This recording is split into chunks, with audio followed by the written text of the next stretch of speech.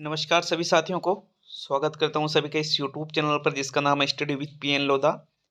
देखिएगा, REET mains exam 2023 के लिए शैक्षिक परिदृश्य का मॉडल पेपर नंबर 30 और अंतिम टेस्ट। मैंने पहले ही बोल दिया था कि शैक्षिक परिदृश्य से आपके 30 टेस्ट हल करवाए जाएंगे। तो आज दिनांक 31 दिसंबर 2022 ये साल भी खत्म हो रहा है और शैक्षिक परिदृश्य की टेस्ट सीरीज भी खत्म हो रही है साथियों। 25 वस्तुनिष्ठ प्रश्न, बेहद अलग, बेहद ही उपयोगी, बेहद ही शानदार लेवल के इस टेस्ट में आपको देखने को मिलने वाले हैं। तो ये टोटल 600 प्रश्न आज कंप्लीट करवा रहा हूँ आपके शैक्षिक परिदृश्य के। और प्लेलिस्ट मैंने इसकी बना रखी है, चाहो तो प्लेलिस्ट पे जाकर के पिछले सभी टेस्टों को आप अटेंड कर सकते हो साथियों। तो पहला प्रश्न देखेंगे। देखिएगा, आप प्रत्येक प्रश्न 1 नंबर का है। गलत करने पर 1/3 नंबर आपके कम किए जाएंगे। कुछ विशिष्ट जानकारी के साथ में हम इस टेस्ट को हल करने वाले हैं। पहले प्रश्न में क्या पूछा जा रहा है? प्रश्न संख्या 1 है आपके, शिविरा पत्रिका का अंतिम अंक किस माह में प्रकाशित होता है? मार्च में, अप्रैल में, मई में और जून में। तो इनमें से देखिएगा, शिविरा पत्रिका का जो अंतिम अंक है ये मई माह में प्रकाशित होता है अंतिम अंक।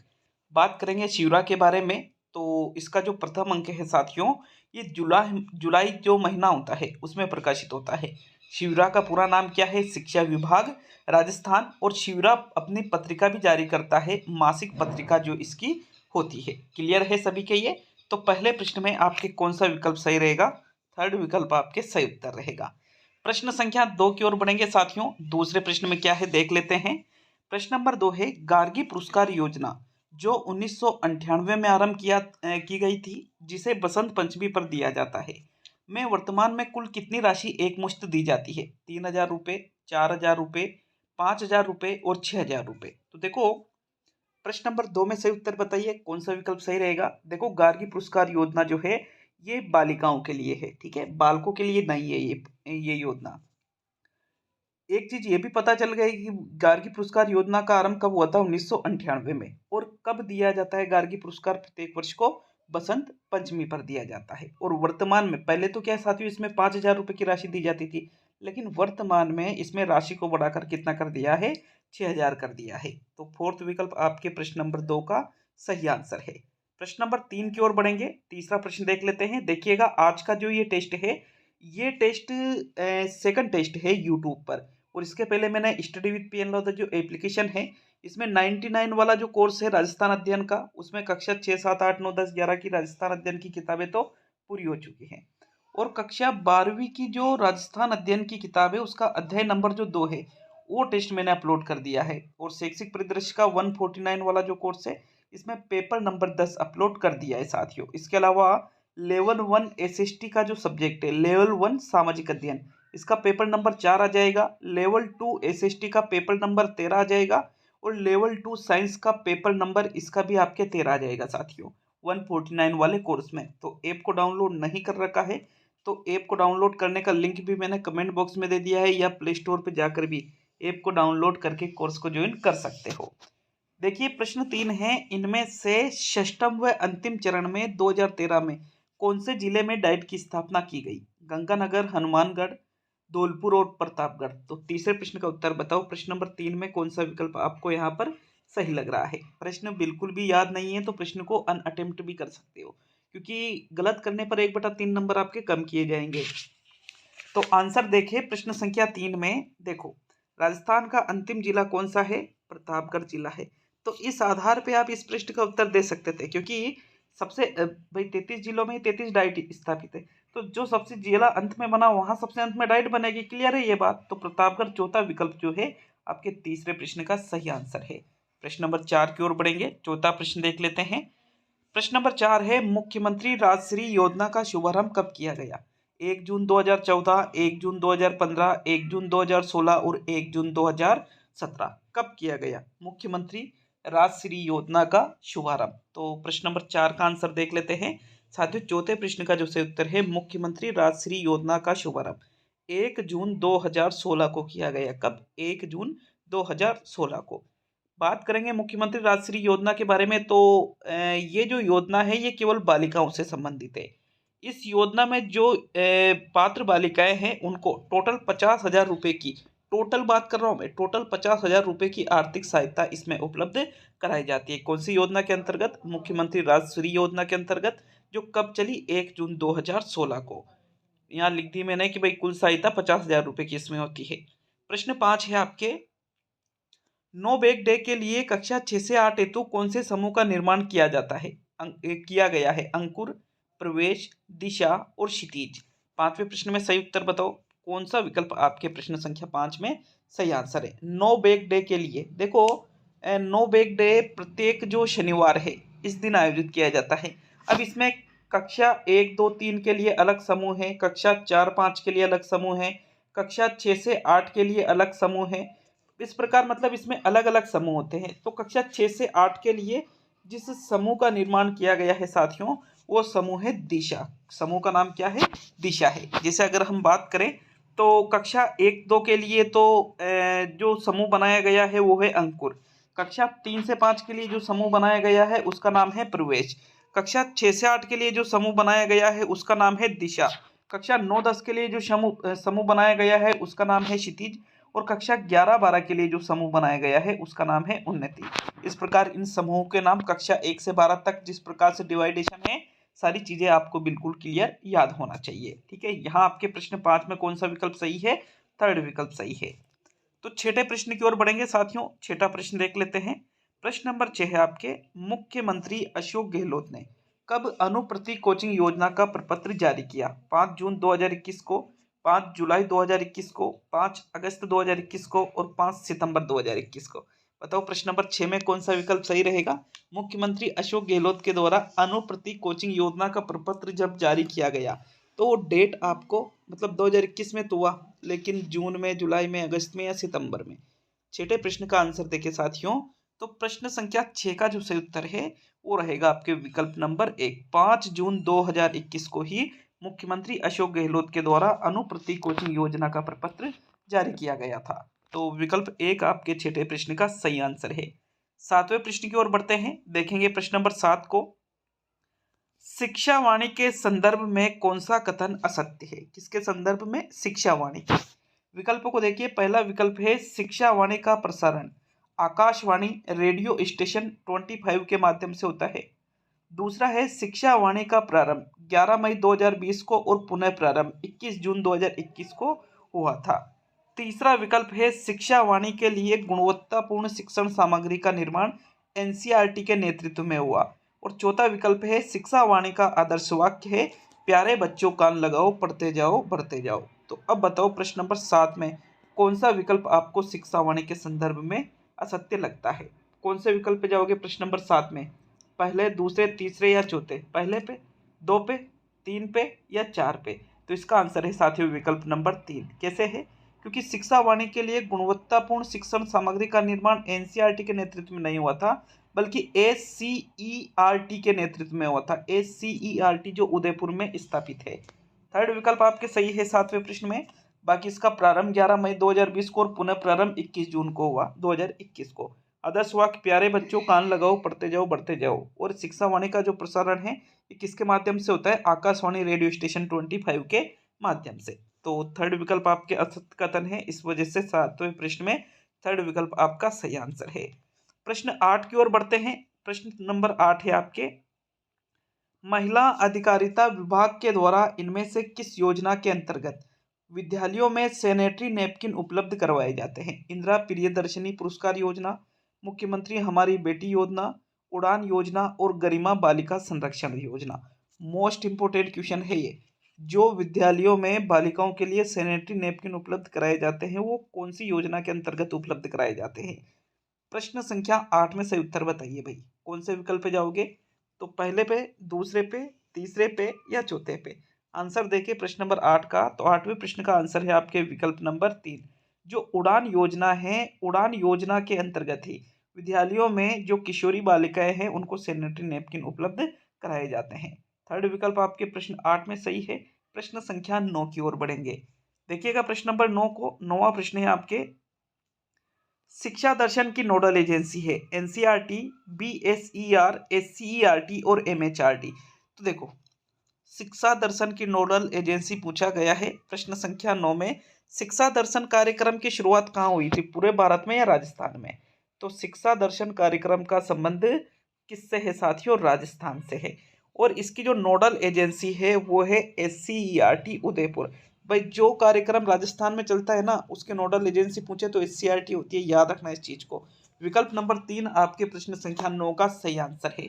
प्रश्न 10 की ओर बढ़ेंगे साथियों। 10वां प्रश्न है आपके, बालिका प्रोत्साहन पुरस्कार योजना कब आरंभ की गई? 2007-8, 2008-9, 2009-10 और 2010-11। तो प्रश्न संख्या 10 में उत्तर बताओ, बालिका प्रोत्साहन पुरस्कार योजना की शुरुआत इनमें से कब की गई? मैं कह रहा हूँ कि 20 में से 10 प्रश्न भी कर लो ना आप इस टेस्ट में, 20 में से 10 प्रश्न भी, तो भी यूँ कह सकते हो कि शैक्षिक परिदृश्य आपका अच्छा हो चुका है। मात्र 10 प्रश्न, क्योंकि क्वालिटी वाले प्रश्न आपको हर जगह ऐसे प्रश्न देखने को नहीं मिल सकते। बालिका प्रोत्साहन पुरस्कार योजना की बात की जा रही है साथियों, इनमें से कब की गई बालिका प्रोत्साहन पुरस्कार योजना की शुरुआत? 10वें प्रश्न का आंसर देख लेते हैं।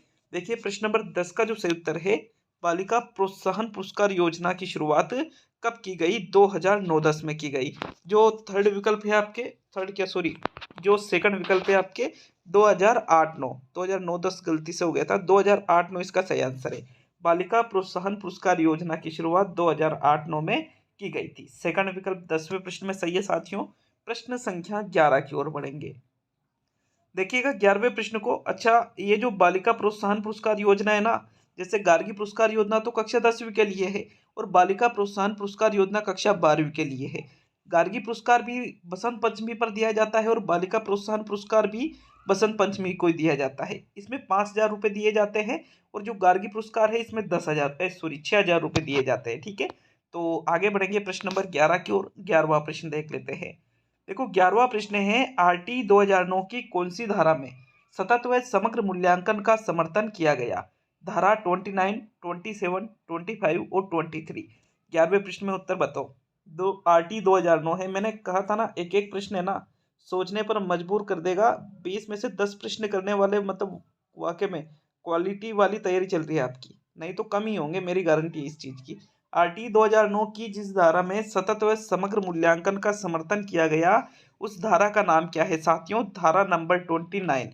इसमें ही CCE का समर्थन किया गया है, CC कि सतत एवं समग्र मूल्यांकन विद्यालयों में लागू होना चाहिए। इस बात का समर्थन RT 2009 की कौन सी धारा में किया गया? धारा नंबर 29 में किया गया। तो प्रथम विकल्प 11वें प्रश्न का सही आंसर है।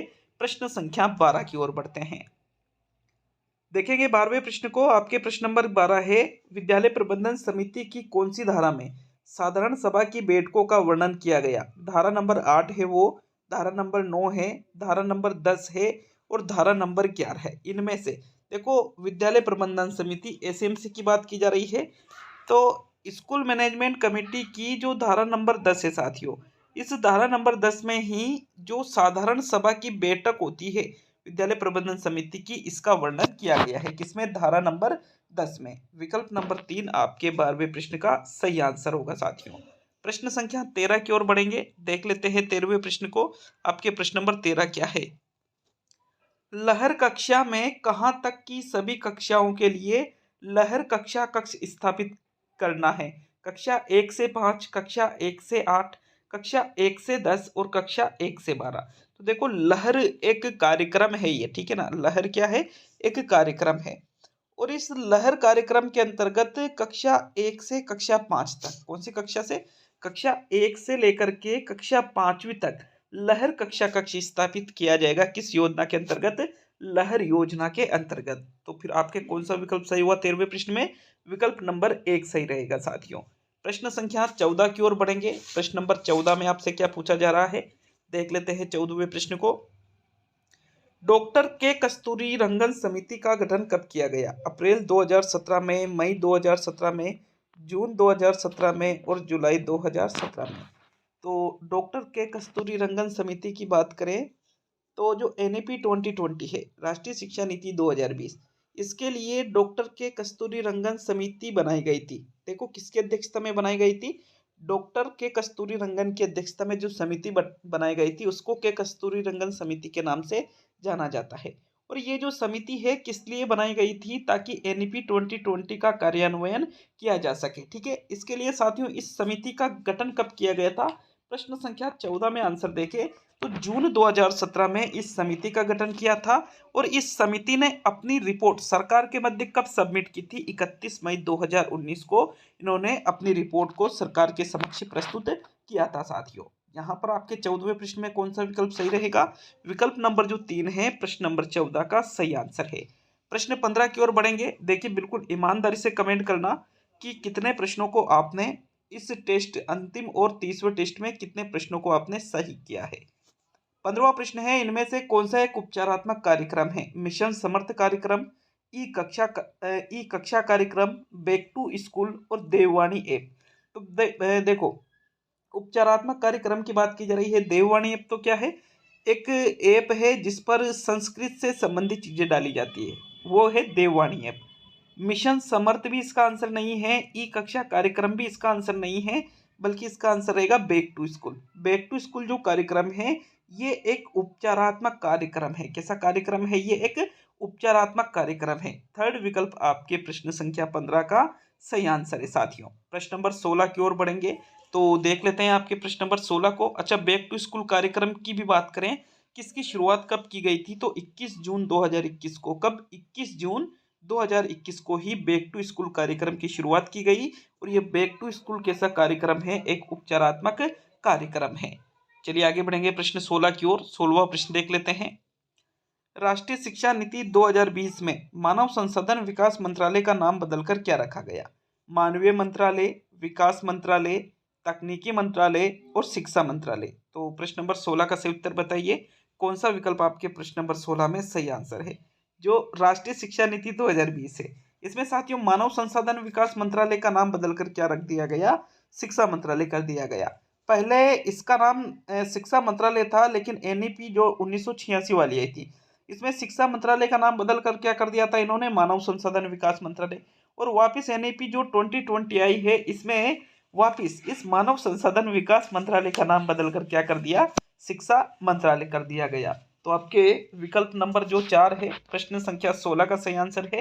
प्रश्न संख्या 17 की ओर बढ़ेंगे। 17वां प्रश्न देख लेते हैं। प्रश्न नंबर 17 में क्या है, प्रश्न नंबर 17 है, दीक्षा राइस के उद्देश्यों में सम्मिलित उद्देश्य कक्षा 1 से कक्षा 12 तक की सभी पुस्तकों पर क्यूआर कोड उपलब्ध करवाने के संदर्भ में सबसे पहले कक्षा 9 व 10 में कौन सी पुस्तक पर क्यूआर कोड लगाया गया, गणित व विज्ञान की पुस्तक पर, हिंदी व अंग्रेजी की पुस्तक पर, संस्कृत व सामाजिक की पुस्तक पर, और इनमें से कोई भी नहीं। तो देखो मैंने क्या बता रखा है आपको कि कोई नहीं वाला जो विकल्प होता है ये आपका आंसर नहीं होता है। जो दीक्षा राइस के उद्देश्य है, इसमें जो सम्मिलित साथियों एक उद्देश्य है, कक्षा 1 से कक्षा 12 तक की जितनी भी पाठ्य पुस्तक है सभी पुस्तकों पर क्या उपलब्ध करवाया जाएगा, क्यूआर कोड उपलब्ध करवाया जाएगा। क्यूआर कोड सभी समझते हो, जिस पर आप क्यूआर कोड स्कैनर के माध्यम से उसको जब स्कैन करोगे तो सारी सामग्री उसमें आप अपने मोबाइल में प्राप्त कर सकते हो। और इसके संदर्भ में सबसे पहले कक्षा 9 व 10 की जिस पुस्तक पर क्यूआर कोड लगाया गया वो कौन सी पुस्तकें हैं साथियों, आपके जो गणित और विज्ञान की किताबें हैं इन पर सबसे पहले क्यूआर कोड लगाया गया। तो विकल्प नंबर 1 आपके प्रश्न 17 का सही आंसर है। प्रश्न नंबर 18 की ओर बढ़ते हैं। 18वां प्रश्न देख लेते हैं। अच्छा लगे वीडियो तो वीडियो को लाइक शेयर करके जाइएगा, और चैनल पर नए हो तो चैनल को भी सब्सक्राइब करके जरूर जाइएगा साथियों। प्रश्न नंबर 18 में क्या है, आरटी 2009 की किस धारा में विद्यालय प्रबंधन समिति का वर्णन किया गया, धारा नंबर 21 में, धारा नंबर 20 में, धारा नंबर 19 में और धारा नंबर 18 में। तो एसएमसी का वर्णन आरटी 2009 की बात की जा रही है। आरटी 2009 में आरटी 2009 की जिस धारा में विद्यालय प्रबंधन समिति का वर्णन किया गया वो इनमें से कौन सी धारा है। 18वें प्रश्न का सही उत्तर बताओ साथियों। प्रश्न नंबर 18 में आंसर देखें तो विकल्प नंबर जो आपका 1 है धारा नंबर 21, धारा नंबर 21 में ही ये मोस्ट इंपोर्टेंट क्वेश्चन है, ये इसको विशेष तौर पे याद रखना। एसएमसी का वर्णन आरटी 2009 की किस धारा में किया गया, धारा नंबर 21 में किया गया साथियों। कि प्रत्येक विद्यालय में एक विद्यालय प्रबंधन समिति का गठन किया जाएगा। कक्षा 1 से 8 तक की बात की जा रही है, जबकि 9 से 12वीं तक के जो विद्यालय होते हैं उसमें किसका गठन किया जाता है? SDMC, school development management committee, और कक्षा 1 से 8 के लिए एसएमसी, स्कूल मैनेजमेंट कमेटी। ठीक है, तो विकल्प 1 आपके प्रश्न नंबर 18 का सही आंसर है। 19वां और सेकंड लास्ट प्रश्न देख लेते हैं, क्या पूछा जा रहा है प्रश्न नंबर 19 में। एडुसेट का निर्माण किसने किया था? न्यूपा ने, एमएचआरडी ने, एनसीईआरटी ने और इसरो ने। तो देखो एडुसेट का मतलब है, ये एक सैटेलाइट का नाम है, एजुकेशनल सैटेलाइट। भारत की पहली एजुकेशनल सैटेलाइट का नाम क्या है? एडुसेट, हम इसको शॉर्ट में कहते हैं। और इसका जो निर्माण है इसरो के द्वारा किया गया भाई। किसके द्वारा? इसरो के द्वारा। तो विकल्प 4 आपके प्रश्न 19 में सही है साथियों। प्रश्न नंबर 20 आज के अंतिम प्रश्न को देखेंगे। देखिएगा, ऐप को डाउनलोड अगर आप करते हो, कोर्स को ज्वाइन करते हो, तो पिछले जो 185 प्लस टेस्ट है, अगर आप कोर्स को अभी ज्वाइन करते हो तो 149 वाले कोर्स में ये 185 टेस्ट आपको उपलब्ध हो जाएंगे। ऐसा नहीं है कि जो पहले टेस्ट डाले जा चुके हैं, पिछले 2.5-3 महीनों से ये टेस्ट सीरीज चल रही है, तो 185 के लगभग टेस्ट अपलोड किए जा चुके हैं। ये सभी टेस्ट आपको वर्तमान में भी उपलब्ध हो जाएंगे, इनको आप कितनी बार भी अटेम्प्ट कर सकते हो साथियों। और विशिष्ट बात बोल रखी कि 5 जनवरी के बाद में आपके टॉपिक वाइज टेस्ट बंद करके जो मैराथन टेस्ट है ऐप पर लिए जाएंगे 149 वाले कोर्स में। तो निश्चित रूप से ऐप को डाउनलोड जरूर करिएगा। प्रश्न संख्या 20 और आज के अंतिम प्रश्न को देख लेते हैं। 20वां और अंतिम प्रश्न है, इंदिरा प्रियदर्शनी पुरस्कार योजना कब आरंभ हुई? 2010-11 में, 2012-13 में, 2014-15 में और 2016-17 में। 20वें प्रश्न का आंसर बताओ साथियों। इंदिरा प्रियदर्शनी पुरस्कार योजना की शुरुआत इनमें से कब की गई? तो आंसर देखिए प्रश्न नंबर 20 का, कौन सा विकल्प सही रहेगा? विकल्प नंबर जो 1 है, 2010-11 में इंदिरा प्रियदर्शनी पुरस्कार योजना की शुरुआत की गई थी। प्रथम विकल्प आपके प्रश्न संख्या 20 का सही आंसर है साथियों। कंप्लीट होता है ये शैक्षिक परिदृश्य की टेस्ट सीरीज। आपके टेस्ट सीरीज कैसी लगी? 30 टेस्ट जो आपने हल किए हैं कैसे लगे? नहीं किए हैं, प्लेलिस्ट बना रखी है यूट्यूब पर ही, वहां पे जाके 30 टेस्टों को आप अटेंड कर सकते हो साथियों। तो मिलते हैं नेक्स्ट वीडियो में। बहुत बहुत धन्यवाद सभी का वीडियो को पूरा देखने के लिए।